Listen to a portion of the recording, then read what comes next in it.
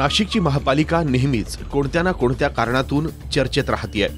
आता महापौर पदाच्या दावेदारीवरून पालिका पुन्हा एकदा चर्चेत आली आहे। पालिकेतल्या सत्तेत भागीदार असलेल्या मनसे आणि भाजपमध्येच स्थायी समिती अध्यक्षपद निवडणुकीवरून कुरबुर सुरू झाली होती। तशीच कुरबुर महापौर पदाच्या दावेदारीवरूनही होण्याची शक्यता आहे। 2.5 वर्ष नाशिक महापालिकेमध्ये महाराष्ट्र नवनिर्माण सेना आणि भारतीय जनता पार्टीची सत्ता होती, ती यापुढे अबाधित राहील। या वर्षीचा महापौर महाराष्ट्र नवनिर्माण सेनेचाच होईल, अशा पद्धतीची व्यूहरचना आमच्या पक्षाचे वरिष्ठ नेते मांडणार आहेत। दुसरीकडे भाजपही महापौर पदावर दावा करतेय। मनसेला आम्ही यापूर्वी मदत केली, आता त्यांनी महापौर पदासाठी आम्हाला मदत करावी अशी अपेक्षा स्थानिक भाजप नेते बाळगून आहेत।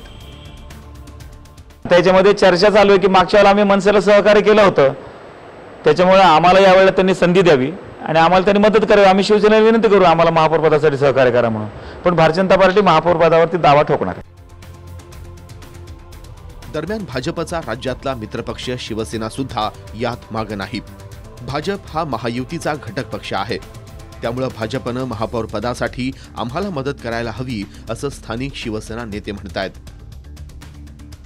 सेनेनं ज्यांच्या पारड्यात मतं टाकली तोच या ठिकाणी नाशिक महापालिकेत पदाधिकारी झालेला आहे। यावेळी सुद्धा नाशिक महापालिकेत शिवसेनेची भूमिका हीच निर्णायक राहील आणि सगळ्यात महत्त्वाचं असं आहे की यावेळेस भारतीय जनता पार्टीला जरी महाराष्ट्र नवनिर्माण सेनेची त्यांची युती होती, महाराष्ट्र नवनिर्माण सेनेने त्यांच्याकडे पाठ दाखवली स्थायी समितीच्या निवडणुकीत, तरी केवळ शिवसेना ही भारतीय जनता पार्टी बरोबर राहिली, त्यांच्या उमेदवाराला त्यांनी मतं टाकली। मला वाटतं त्याची परतफेड करण्याची आता ही वेळ आलेली आहे। मनसे, भाजप, सेना या तिन्ही पक्षांना नाशिकचं महापौर पद हवंय।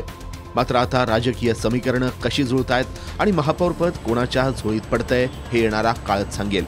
मात्र विधानसभा निवडणुकीचा विचार करता नाशिक महापालिकेचं महापौर पद या राजकीय पक्षांना चांगलंच कसरत करायला लावणार असं चित्र सध्या तरी दिसतंय। प्रशांत बाग, जय महाराष्ट्र, नाशिक।